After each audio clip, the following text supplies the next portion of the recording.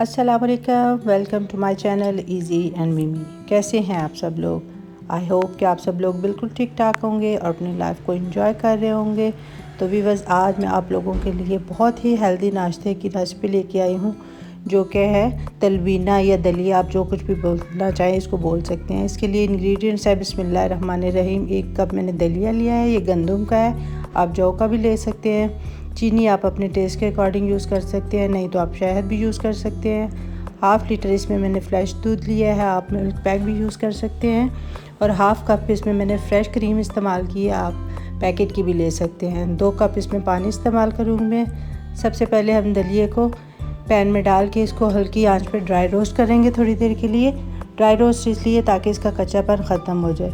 इसके बाद मैंने 2 कप जो पानी बताया था वो ऐड कर दिया था, जो कि मुझसे शूट नहीं हो सका। अब पानी जब इस तरह मिक्स होने की पोजीशन में हो जाएगा और दलिया गल जाएगा, इस पे हम दूध ऐड कर देंगे। हाफ़ लीटर मैंने इसमें दूध यूज़ किया है। दूध ऐड करने के बाद हम इसको अच्छी तरह से ढक के थोड़ी देर के लिए पकाएंगे। जब इस तरह उबाल आने की पोजीशन में हो जाएगा तो हम ढक्कन उतार देंगे और इसको अच्छी तरह से मिक्स कर लेंगे। और इस तरह हमें मीडियम फ्लेम पे ही इसको पकाना है।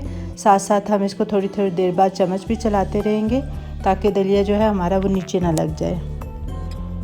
दलिया इस तरह जब गाढ़ा होने की पोजीशन में आ जाएगा तो हम इसमें मलाई ऐड कर देंगे और इसको भी अच्छी तरह मिक्स करके पका लेंगे।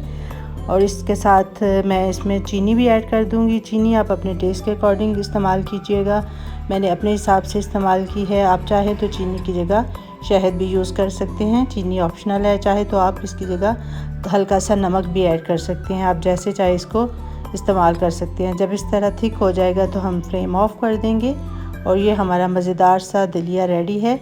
इसको आप अपने टेस्ट के अकॉर्डिंग किसी भी चीज़ के साथ गार्निश कर सकते हैं। मैंने बादाम और केले के साथ इसको गार्निश किया है। आप आई होप कि आपको मेरी आज की रेसिपी अच्छी लगी होगी।